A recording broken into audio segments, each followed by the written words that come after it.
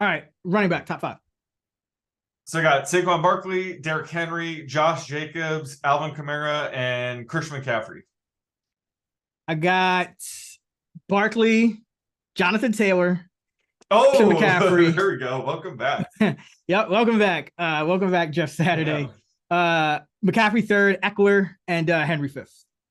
Nice. Why are you so high on Taylor? Just the approach to beat the Eagles now is just be run heavy. He was one of the guys I'm high on, so I'll save it for that. So okay. I'll let you go first, and then all right. who you high on, and then I'll go into it. I absolutely love that call. I might have to meet you there eventually. But the running backs I'm high on is Devin Singletary again this week. He's coming off a nice 2-touchdown game. Like I said, we could see some heavy snow here. The total has dropped 4 points. So for a total drop that much that early in the week means it's pretty likely we will see a bunch of snow here. It's a great matchup against the Browns. They rank dead last in DVO against the run. The Bills are coming off back-to-back losses, so they're going to be giving max effort here this week. That's usually when they like to just lean on Singletary as the lead back. So could be a big game for Singletary here. He's all the way up to running back 16 for me to start the week. The consensus is RB20, but I think once more people are aware of the conditions, his rank will only go up. And then I got to go with Isaiah Pacheco against the Chargers. He's started the past 3 games, but it took the third game to really break out.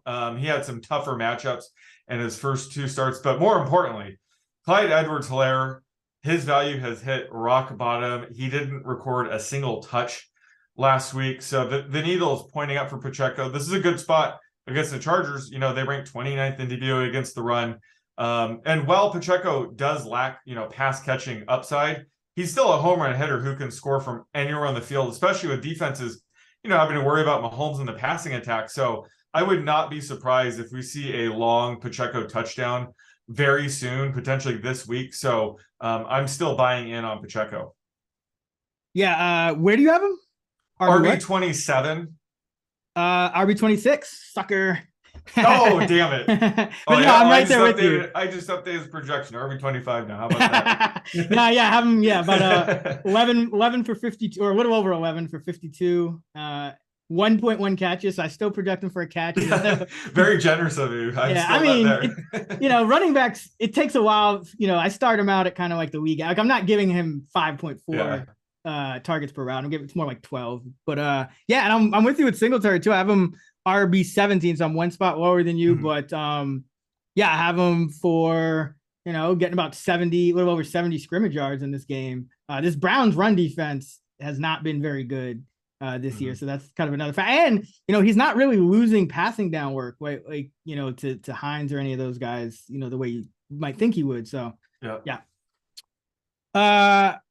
for me, I mentioned Jonathan Taylor, and he's my RB2 this week. He played 94% of the snaps in his first game with Jeff Saturday. And like when you look at Jeff Saturday and like what he was trying to do with Indianapolis, I think that this was one of his changes. Remember, they traded Nyheim Hines, so there's no more Nyheim Hines here. So it's like his passing down upside has greatly increased to where he played on he ran a route on 83% of the dropbacks last week. He was in the game for 94% of the snaps. So, I have him projected for well over 20 touches this week. I think I have him projected for the most touches of any running back this week, or very close to Derrick Henry. And then, this is, I think a lot of people may be slow reacting to this Eagles run defense, which, without Davis, they're kind of cratering. They're down to 28th in run defense DVOA. And we saw what the Commanders were able to do, just a high volume rushing attack on the road against the Eagles. So now you're talking about the Colts at home, Eagles on a short rest. What do you think the game plan is going to be? The exact same thing, high volume rushing attack, except in this case, really, Taylor's not coming off the field. So, I feel better about him than almost any other running back. There's a lot of questions about like McCaffrey. How much is Mitchell going to, kind of dig in? Eckler, he loses random goal line carries. Guys like Jacobs, the Raiders are just weird. Like we don't know what we're going to get out of them, but Kamara up and down, it's like a lot of these other guys in that top tier. I have some questions about, whereas Taylor, you're going to put him on the field for 90% of the snaps. That's the Jonathan Taylor we drafted, number 1 overall. He's back. So, yeah, love him. And then I like the 2 Commanders running backs this week, Antonio Gibson and Brian Robinson. I have them both in the top 20. The consensus, Gibson's RB 23 and Robinson's 25. But, J.D. McKissick, I don't expect him back this week. It sounded like it was going to be about a month long, if not more, neck issue. So that's always, he could be shut down for the season for all we know. But, in his stead, Gibson seeing about 35% of the carries and about 55% of the routes. And then Robinson seeing about 55% of the carries and 35% of the routes. So they're kind of, Gibson's playing a little more on pass downs. Robinson's playing more on rundowns. But overall, I have Gibson projected for about 65 scrimmage yards and 0.5 touchdowns.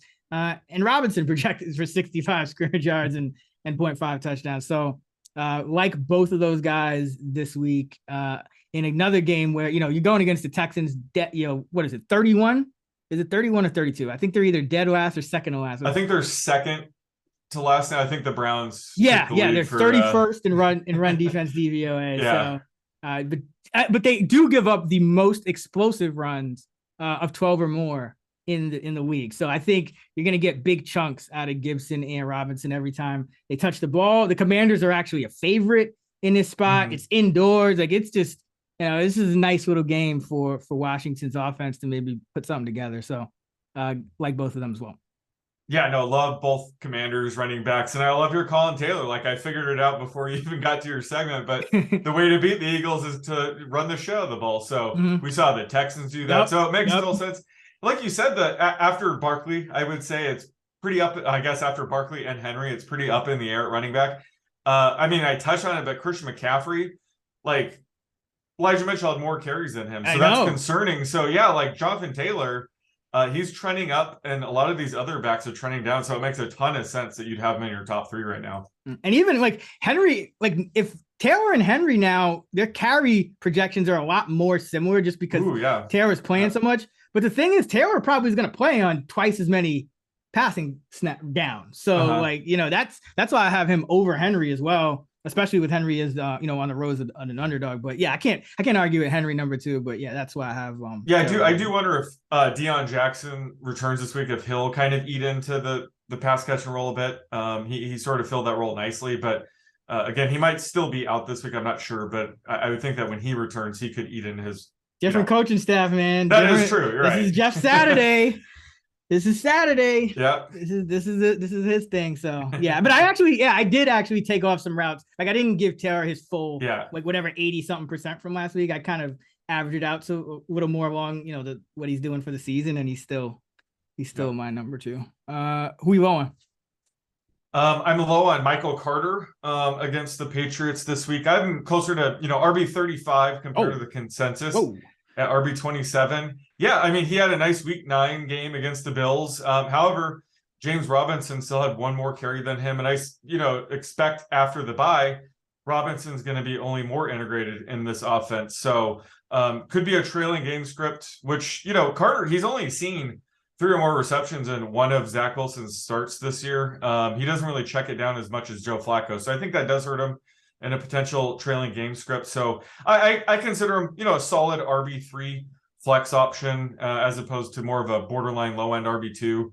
So nothing crazy there. But and then I'm also low on Najee Harris. I'm sort of in line with the ECR right now. I have him at RB23, but now might be the time to sell high while you can, because he is coming off his best game of the season. Carried the ball 20 times for 99 yards against the Saints. But it was a positive game script. It was a 10-point win.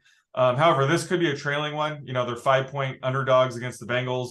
Jaylen Warren has been eating into his role even more lately. I think Tomlin even said that was the plan going forward. So the routes run rate was much closer this week. Najee Harris had 40%. Jaylen Warren 35%. So in a potential trailing game script, that definitely hurts Harris's floor here. So he's more on the RB2, RB3 cusp for this week. And again, he might be a guy to sell high on while you can after a pretty good game, because the needle on his stock is definitely pointing down. Yeah, and that's why it's so important to look at the market shares and not just the total volume, because you see the 20 carries and you're like, oh, finally, Najee Harris had a big Yeah. game, but the Steelers ran 43 times in that game, so he didn't even get half of the carries overall. So yeah, I am right there with you. I have him RB 24. So yeah, low on him as well. For me, it is Kareem Hunt. He's just he's not getting the same usage that he was earlier in the year. It seems like Nick earlier in the year, first 5 games, Kareem Hunt was averaging 11.4 carries, 3.2 targets, and a 49% snap rate. Over the last 4 games, just 6.5 carries, 2 targets, and a 43% snap rate. So he's being used like more sparingly in this offense. And even when they get behind in games, which is discouraging, like last week, you would say, okay, it's a trailing game script. You would think Kareem Hunt, that's where he would pop, but he didn't pop last week. So that's really concerning to me. So I have him down at RB 37. He's a consensus 31.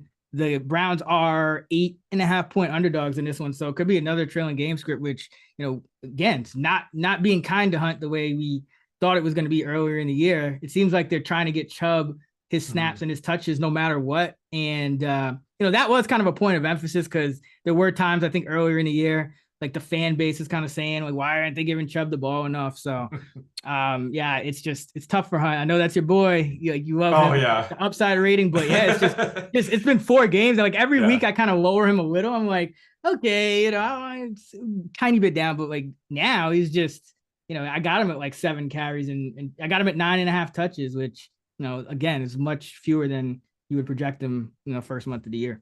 Yeah, no, it's been rough for Hunt. And even though I throttled up the overall, rush attempts for the Browns, he's still my RB 38. I think if it's, if it's like a blizzard, we could see Nick Chubb get 20 plus carries. I think they're just going to lean on Nick Chubb if there is a ton of snow. So yeah, I do not like what I see with Kareem Hunt. I was kind of hoping he would get traded at the deadline to a team that would, use him as a starting back. So is he. Yeah, no kidding. So, that was discouraging to have that not happen. But yeah, I'm right. As much as I love the guy, I'm low on him as well with you.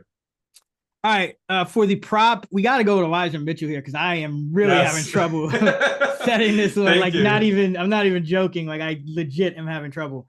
So yeah, you mentioned he got more carries than McCaffrey last game, but I don't know if that, I don't know if that's sustainable. Like, I don't know if that's the plan every week going forward. So I don't have him for more this week. So let's do his rushing and receiving yards combined. So just trying to project, essentially how many touches is he going to get? So I will go with 44.5. Damn, that is very close. I'm going to have to lean under here. I have it closer to like 41.5. How many carries? But 8 and 0.7 receptions. But you didn't think Christian McCaffrey was immune to Shanahanigans, did you? I know, right? Yeah. It doesn't matter who they could draft him in the 3rd round. They could trade for him. He could be an undrafted free agent. It doesn't matter with Shanahan. Yeah, no, I'm like at a loss with this, because it's a really tough projection. I have him right around the same, like around 9 touches as well. But I could see going double digits, based on we only have a 1-game sample and he had more carries. So, it's tough. The logical thing would just to be keeping CMC fresh for the playoffs potentially. That would be the only logical explanation. Not that, Elijah Mitchell's great. I think it's great that they have a good 1-2 combo like that, but it does, make you scratch your head why Mitchell out carried Christian McCaffrey last week. But that's Kyle Shanahan, I guess. Yeah, he was doing well. So it's I get it. It's funny though. Collinsworth was like, well, now that they have Mitchell and McCaffrey, one thing they don't have to do is make Deebo Samuel play running back. And I'm like, the next snap, Deebo Samuel lined up as a running back and like hammered it between the tackles. Like right after he said that. It's like, oh yeah, Shanahan.